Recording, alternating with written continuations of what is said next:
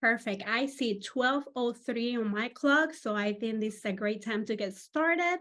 Good afternoon. My name is Marianne Yacarilith, and I am the HR Professional Development Department Manager, and I'll be here to assist you with any questions that you may have.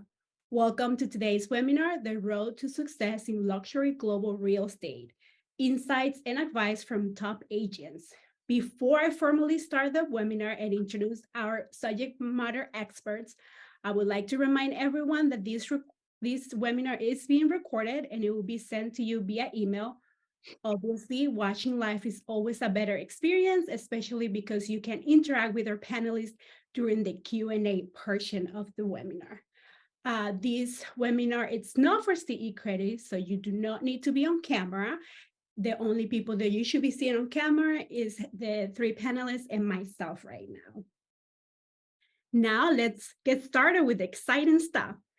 I would like to introduce Catherine Van Suppen with analytical skills and understanding and experience of different cultures and background in both technologies and audiovisual production. Catherine has been in real estate for over 18 years and also speaks Dutch as her second language.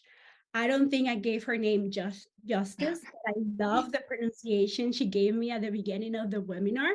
And she said that she has two versions of it. So I'm going to have her do that whenever she introduces herself again. Also joining her is Kai Sampson. With over 13 years of experience in the industry, Kai is a seasoned realtor and a business professional. She was inspired to start her career in real estate after assisting with her own home. Kai developed a love for international real estate after joining Nan and Company Properties in 2020. Welcome, Kai. And finally, today's facilitator, Ellison Corona. Ellison is currently the chair for the HR Global Advisory Group. She is a second-generation realtor specializing in real and residential real estate in Houston. Ellison is the team leader for Decor International Realtor. These individuals are well knowledge in the real estate industry and in the global industry, and it's an honor for me to introduce them to you today. Ellison, whenever you're ready. Thank you so much. I'm so excited to be here. And I'll kind of just start asking questions to see and get all of your knowledge.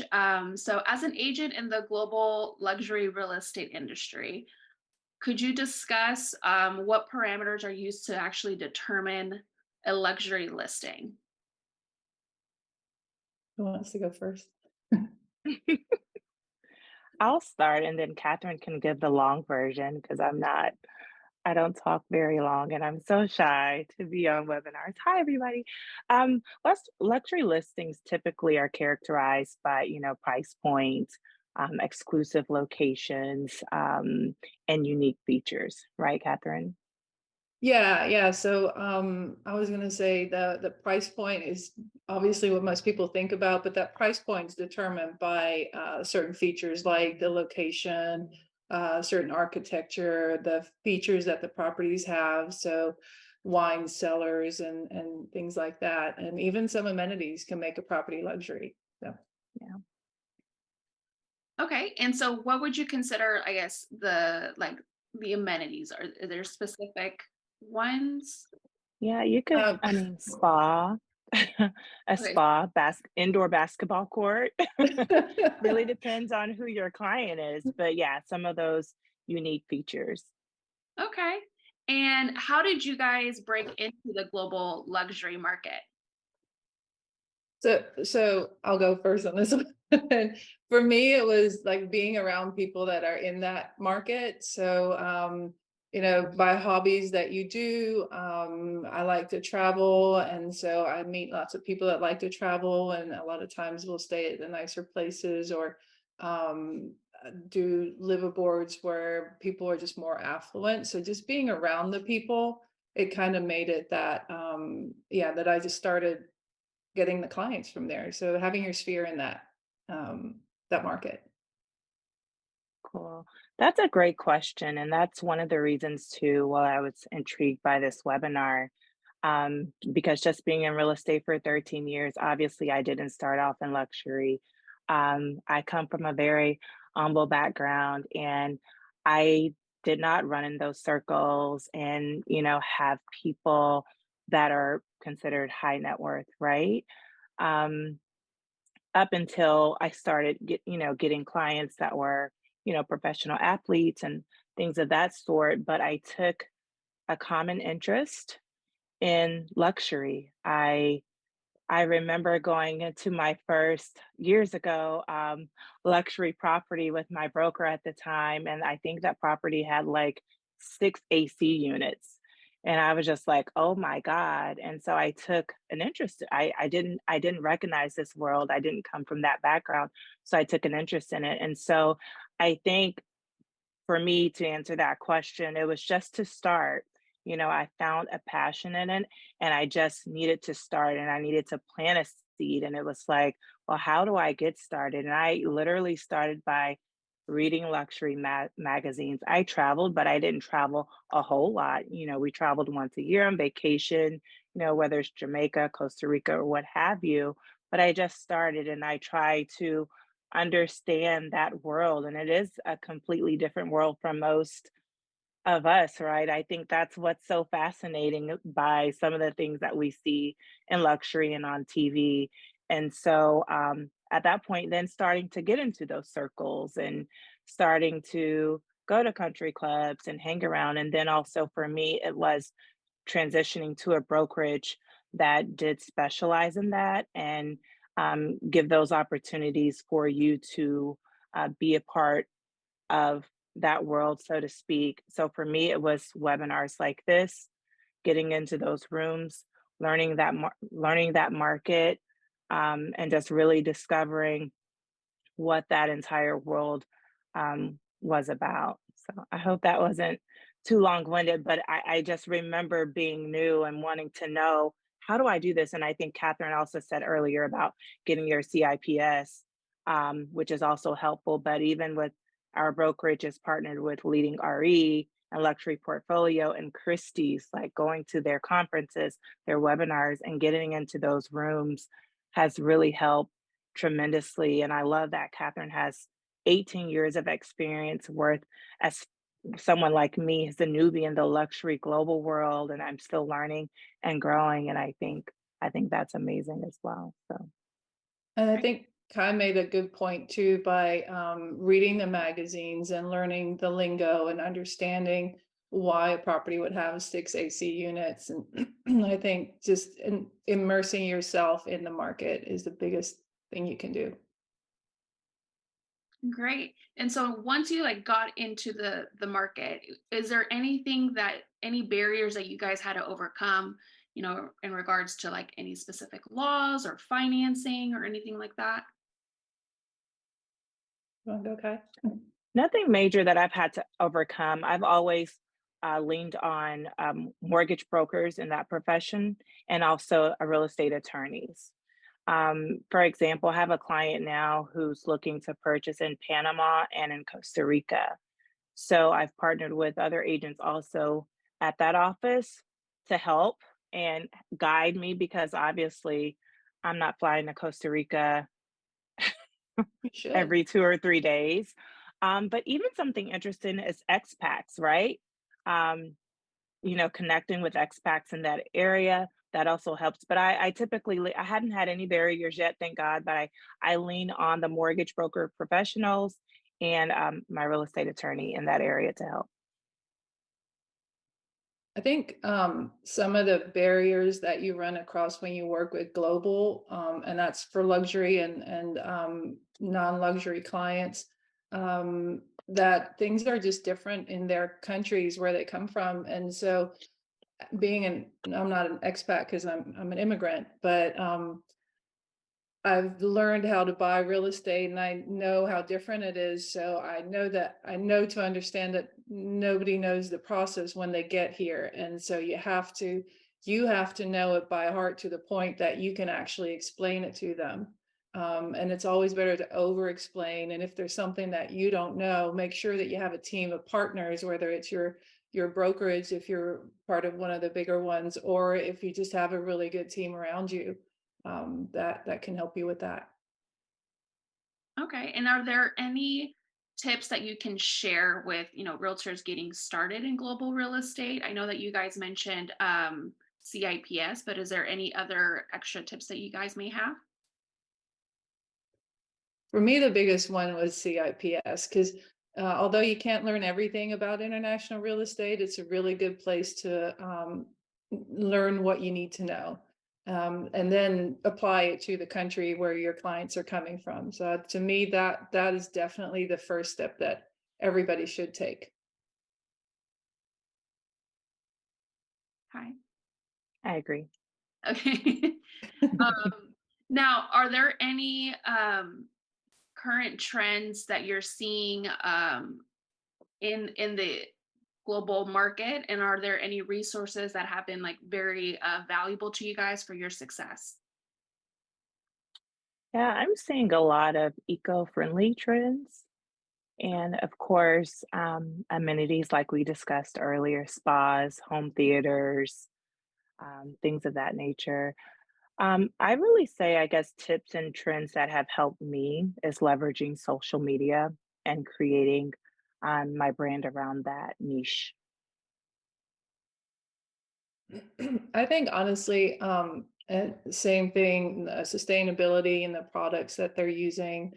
See a lot of that, and then international buyers are back because for a long time, they couldn't travel. So I'm seeing that, and they also look at the United States as like a safe place to invest. So seeing more of that. As far as resources, it goes back to the team that I've built around me. For example, my stager, that's kind of a painful thing to go in and tell somebody, okay, we're going to change everything about your house.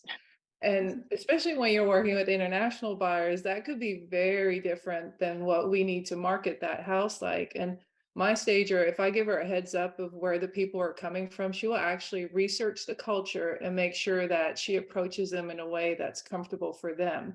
And that just makes the whole process easier. And I have inspectors that do the same thing. So build your team around it. That's a great tip. Need to get that information.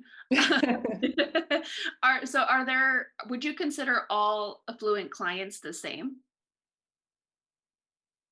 No, my answer would be the only thing that's the same about them is that they're all different. So they're very Or, unique. or they all share high net worth. That's Yeah. probably the only thing that's the same. But even then, I literally treat all my buyers the same as luxury clients, honestly, because you never know that $200,000 buyer could be related to an affluent client, or they could turn into an affluent client. You just never know. So yeah, they're all unique, and so the only thing that you have to do with all of them is listen to them and see what their needs are. Okay. Yeah, and that's with every client, right? Yeah, exactly. Yeah. How would you guys consider the luxury market in Houston as it going right now? I've seen a little bit of an uptick in the luxury rentals. I literally was out with a client last week wanting to look at a $12,000 rental, and it was one day on the market and it was already multiple offers. And I was like, wow, I haven't seen that in a while. So yeah, I definitely see that. And I mean, there's less sales, but there's also less inventory. So True. that's what I'm Yeah. seeing. I see the same thing. And I think, Houston's job market is really strong and we have diversity here. So the luxury market, whether it's River Oaks or the Woodlands and Memorial, is always pretty vast. Okay. And how would you consider it outside of Houston? I know that you said that you had a couple of clients in Panama. Uh, Yeah, I think it's the same. And it also varies by location. So I actually think it's similar, but it definitely varies by, location and what individual is looking in that specific area. Hi, I- Karen. I can- Hi, Kai. Hello, everyone. Yeah, but in My general, it's apologies. strong and growing from my perspective. So I think people are seeing the value of investing in real estate versus other places to invest your money, because it's, historically, it's just a strong investment. It may not make you tons of cash right away, but it's a safe place to put it, and it's a good hedge against inflation, which is obviously something we're dealing with right now. Yeah. And Karen, sorry, I know that you just got into the webinar, but how would you consider the luxury market, in Houston and outside of Houston? Oh, Yeah. you're muted. Thank you. Hello, everyone. So I would say the luxury market in Houston is definitely booming right now. I feel like, you get a lot of, you get a great piece of property for the money. And so compared to other states, there's a lot of people from Florida, California, the Northeast that are coming here and they're finding like it's a great bargain. I had some clients from Florida that purchased cash and they were both, luxury properties. And for them, it was just, an amazing deal. Good. And I know one of the questions that we have in the chat is how do you partner with global partner agents and rely on trusting them? Like, is there any referral agreements that you guys use? For our company, our office specifically, we are partnered with Leading RE, and it's a referral network. A part of Leading RE, there's Luxury Portfolio, and Luxury Portfolio, I want to say their average home sale is like 2.5 million. Also, along with Christie's, I think they're in about 130 plus countries. So anytime I want to referral or partner with someone, I just send the request out or email one of the relocation directors there and speak with them personally. And I usually will interview, 3 to 4 agents just to make sure, they're a good fit for my client as well. That the same goes for my office too. I'm with Keller Williams, and I do believe we're like 130 countries around the world. And you build a network. We have the luxury network that you have to be at a certain production where you can become a member of that. And we just do a lot of networking. So even if you don't have a person that you can ask somebody else that's close to there, or just your referral network if they know somebody. And because they're already in that network, that they do a certain production, and then that's right, just interview them and make sure that they're a good fit. And then I still give my clients 2 or 3 options as well, because just because I think they're a good fit doesn't mean that they think it. Yeah, so I was just going to add to that. I'm with Remax. So Remax has a great referral system, and so it's global, and it's great because we're able to basically connect with the brokers and just to have the form signed online. So it's very easy, and then also having my CIPS, I feel like that's another great resource where you go to the CIPS website, you search for that agent that you're looking for, and then they also have a referral form on their under their marketing tools. And so it is about interviewing and connecting and making sure that they have your best, your client's best interest in mind when you're referring to them. Okay. And I know that if you attend a lot of like the international committees with either TR or NAR, you make those connections as well to be able to get those referral partners. And let's see, are most of your global luxury buyers, are they mainly inbound to the US or are they outbound? Mine are mostly inbound, but I'm working on that outbound because that's, as I said before, I love to travel. So that would be a really good reason to go to Costa Rica every 2 to 3 days. But yeah, that's just an interest of mine that I would like to explore more, but my business is mostly inbound. Okay. Same, mine is mostly inbound with corporate relocation as well. Me as well. I do a lot of expats incoming, in particular from South America, where they've relocated, to other countries, and now they're coming to Houston. and then when they're leaving as well. Working on my outbound, I'm currently the NAR Global Ambassador for Colombia, Brazil, and Chile. So that's, Wow.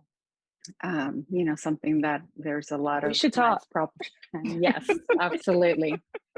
Going to Panama in September, so I'll see you there. Oh, Yeah. wow. Now, from those countries that are the clients that are coming inbound, what are like the top three that they're coming from? Mine are So mostly I got a lot of Europe. yeah. Okay. So I was going to say Colombia is actually on the top 10 list of clients that are purchasing here. I would say from NAR, it's NAR incoming to Texas, I would say India, Canada, with the changes that Canada has made as far as investors. Now people are turning here to invest more. So yes, but definitely from South America, it's Colombia.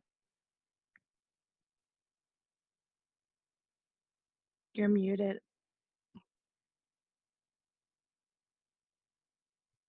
Listen, you're muted. Sorry. So I was checking the questions. For Karen, how did you get started in luxury real estate?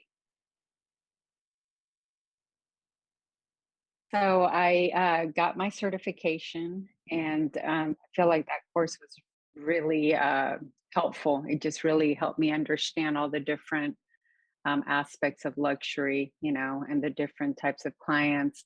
But I would say that a lot of my expat clients coming from other countries, they have, they don't have a lot of debt. A lot of them pay cash. And if they don't pay all cash, they have a great, a good sized down payment. So they quickly, again, coming from other countries, they quickly got into the luxury price point. Here in Texas, it's pretty much 750 plus. So that's kind of how I got started. And was there any barriers that you had to overcome, such as, different laws or financing? So, for some of my clients, it's the fact that they didn't have credit, because in other countries, it's more about cash, so for them, it was like, well, I don't have any credit because I don't have any debt. And so trying to get them to understand that they have to establish some kind of a credit system here because we operate with the FICO. And, that was something that, I needed to kind of help them understand that you have to, if you're applying for a mortgage, then you need credit. And then if you're paying cash, then hey, no problem. That's easy. Okay. And I know that, do you guys have any other, designations that you guys recommend? I know that CIPS was a big one, but I believe Abby asked if there's any other luxury designations that NAR has recognized. Is the Institute for Luxury Home Marketing, is that a NAR recognized one, or I don't know for sure. No? Yes, it is actually. Oh, Oh, okay. it is. I like that one a lot. When I took it, it was 2 days. And there's just really a lot of good information, and it triggers you to also think about what you need to learn. It's kind of like CIPS does. Hi, you're Karen. Yeah, so again, I love the CIPS. I feel like that gives you a good overall view of, just being a global realtor. And then I also like the At Home with Diversity because it helps you understand and learn about the different cultures.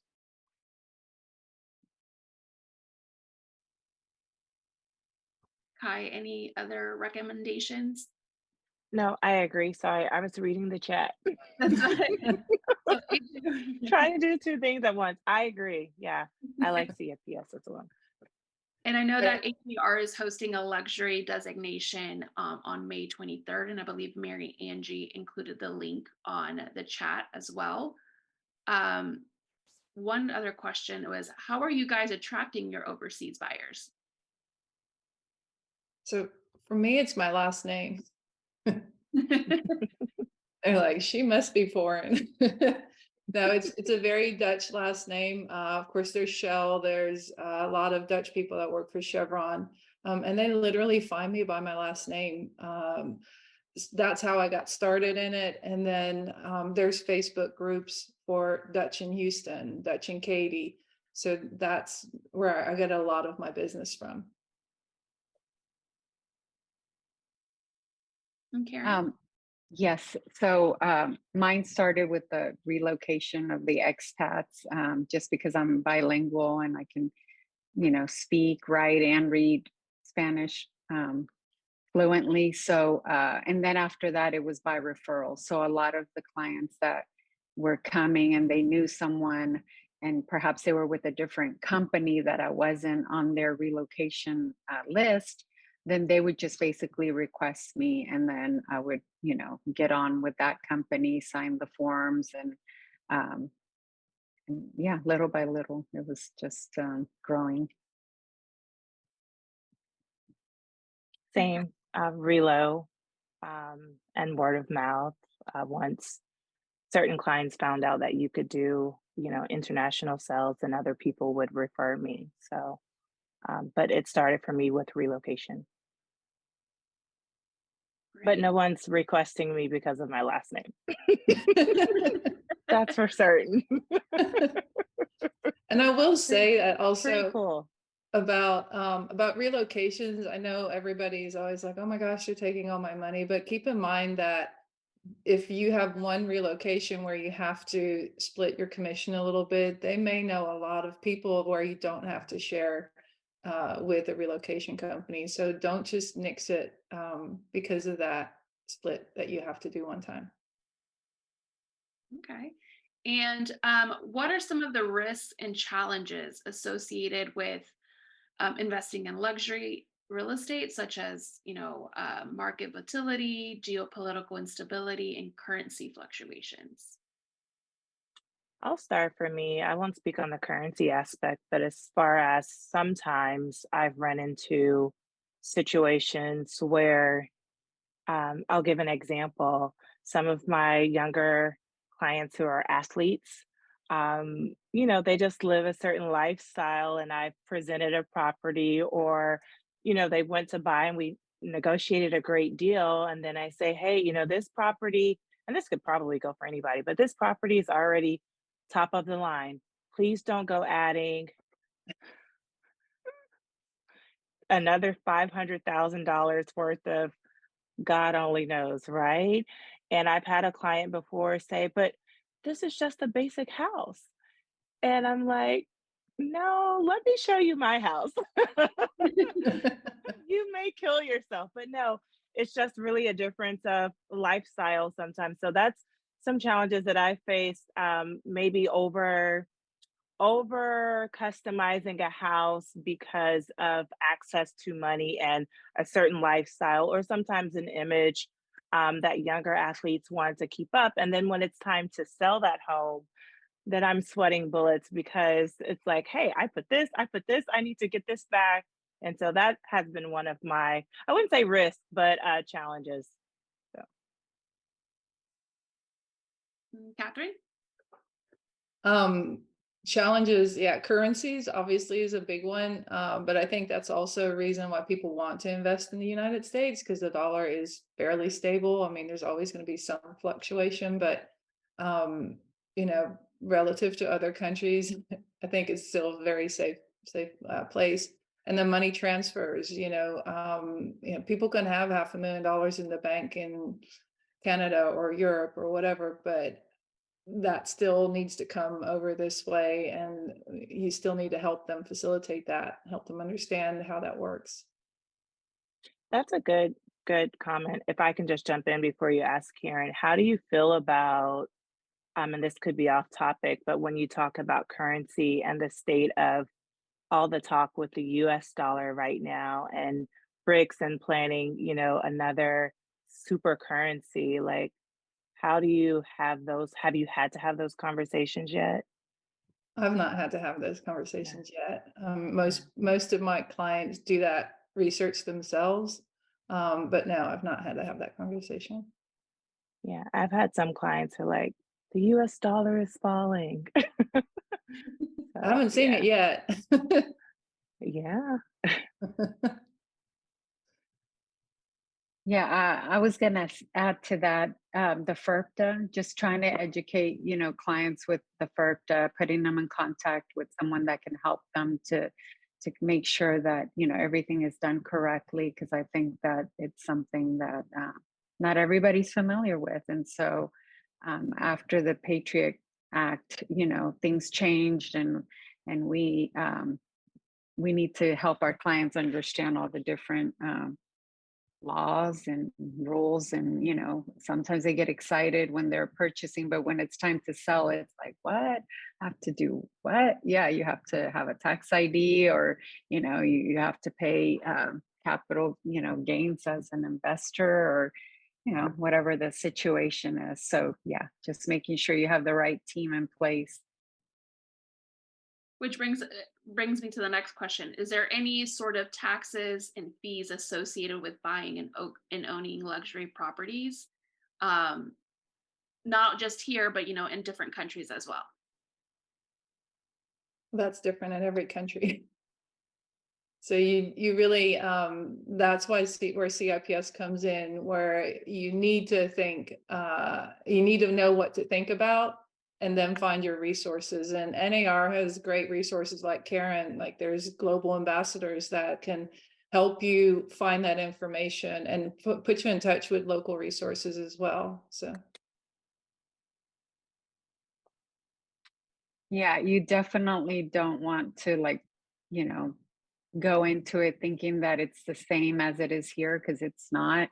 I know in Mexico, they have a certain way of doing things, and Panama has a completely different way where, if you can easily retire there and buy property, and have a lot of great benefits as just like as a native. But again, NAR does have a great program where you can get in touch with the global ambassadors of that country and just make sure that you know all the requirements and laws. Okay, and then let's see the chat. Who do you guys use for helping with transferring money, tax applications, and title?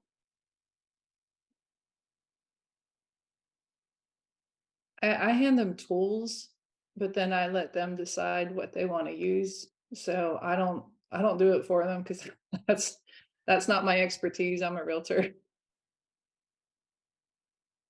Same with me. I give them a list of, like, different companies that they can consult and choose from. I don't get involved in, like, choosing anything for any of my clients. Same. Our office handles it. Any other questions? Let's see. Did I miss one? How did you guys get into the relocation market and dealing with expats, other than the last name?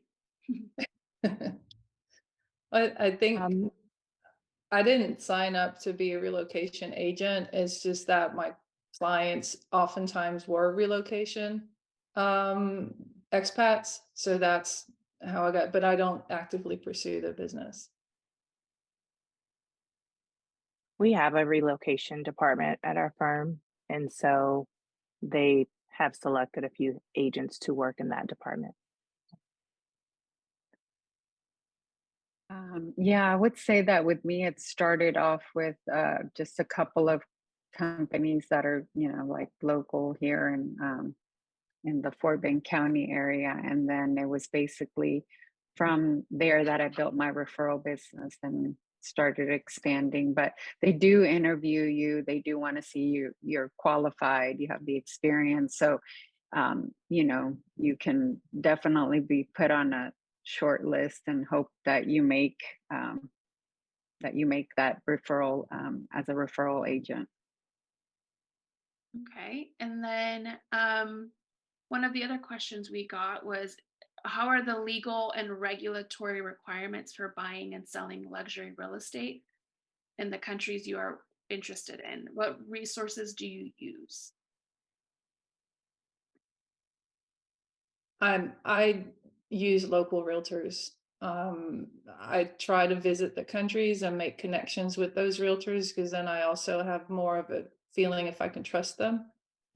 Because that's really it's all based on trust. I mean, it's hard to go after your money if they're in a different country. There's not many lawyers that will do that for you. So the biggest thing for me is to build a trust relationship with a local realtor or anybody that works in selling and buying real estate. Same, partnering with realtors in that area. I want to say there is another country, I can't think about it. I know it's not Puerto Rico, but some countries I've came across, you don't even actually have to have a license. Right. So that can be scary. That can I be a was little just in challenging. I was just in Bonaire, and they don't have an MLS. They don't necessarily share commissions. It's literally word of mouth, and I just couldn't believe it. That's not a third world country. It's Dutch, you know. So things can be so different in different countries. Yes, I was just going to say the same thing, that there are a lot of countries that don't have a code of ethics. They don't have, like a system in place, no MLS. Basically, anybody can sell.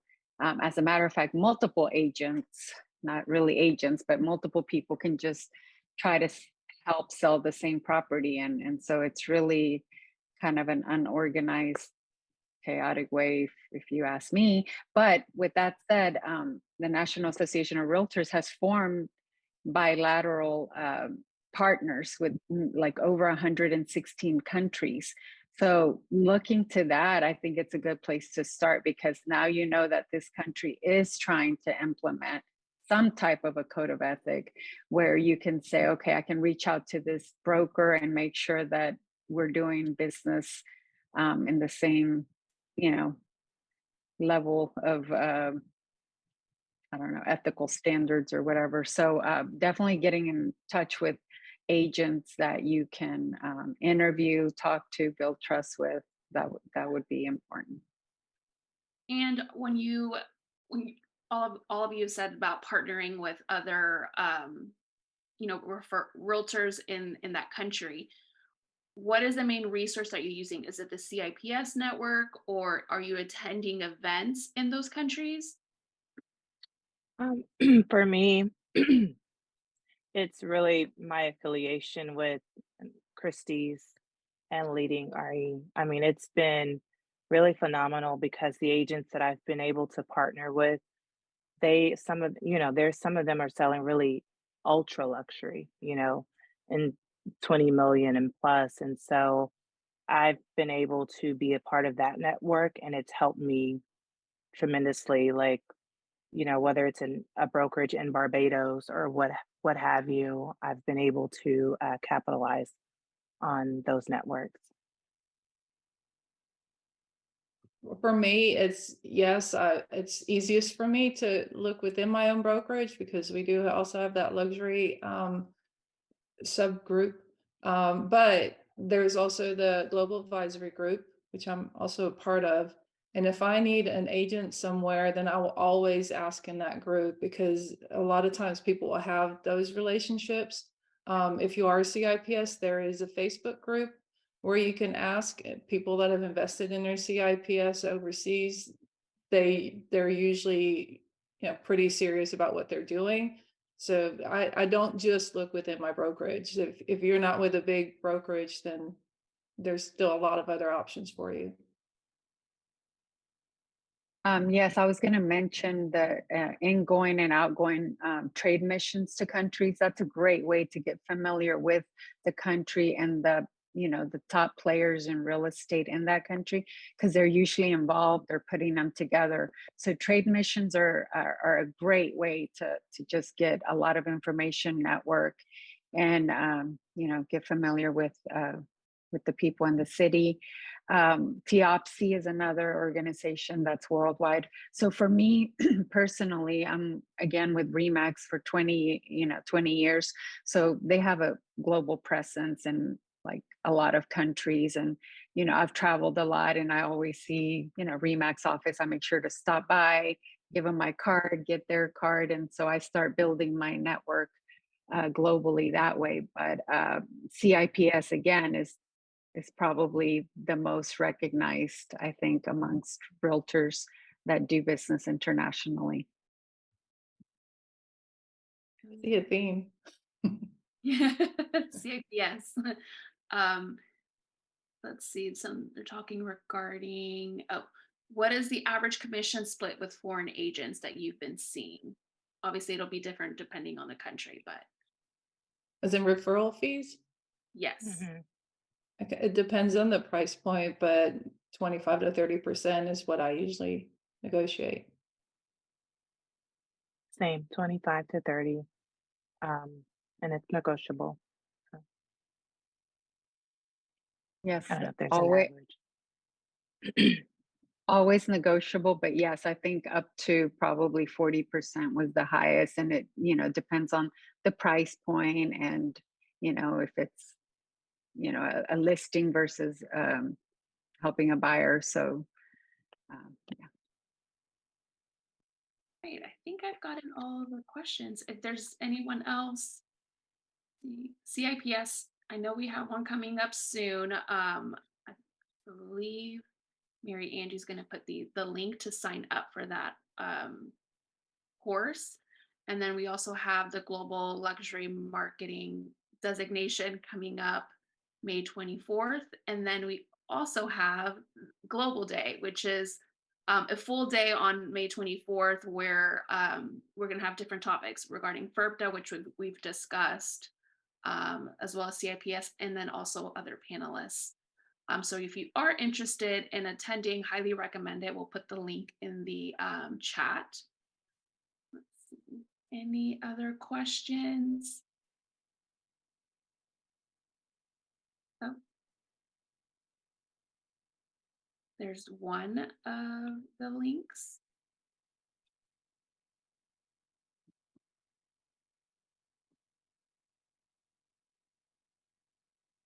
Thank you so much, ladies, for all the information that you provided for us today. And yes, we do have CIPS.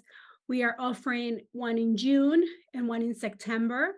You can do them online or in person. So make sure you go to the har.com/edu website so that you can see which one it's more beneficial for you to take at a time. But if you can gather anything from today's webinar, is that you do need your CIPS, because I think it's a great resource if you would like to start doing global real estate and entering the global luxury real estate world. So thank you so much, ladies. Again, any last minute comments before I go to the close comments?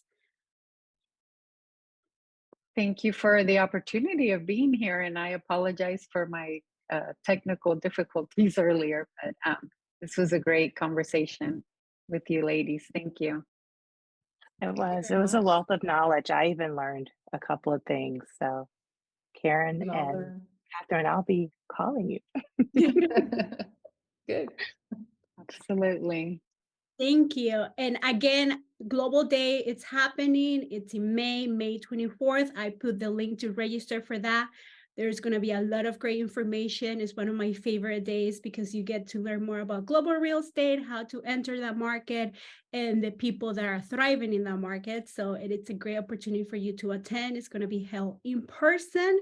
So you get to network as well at the end with a reception. So who doesn't like a good reception afterward to network with your fellow realtors? And also May 23rd, we're going to hold the luxury designation as part of the HAR. So that is going to be in person at the Junior League of Houston. So please register for that as well. I'll put all those links in the chat and I'll make sure to include that when I send you the recording for this webinar. Thank you for everyone who attended today, and I look forward to seeing you at Global Day, at Luxury Designation, and at all the CIPS. Bye. Thank you, Bye. ladies. Thanks. Bye. Thank you.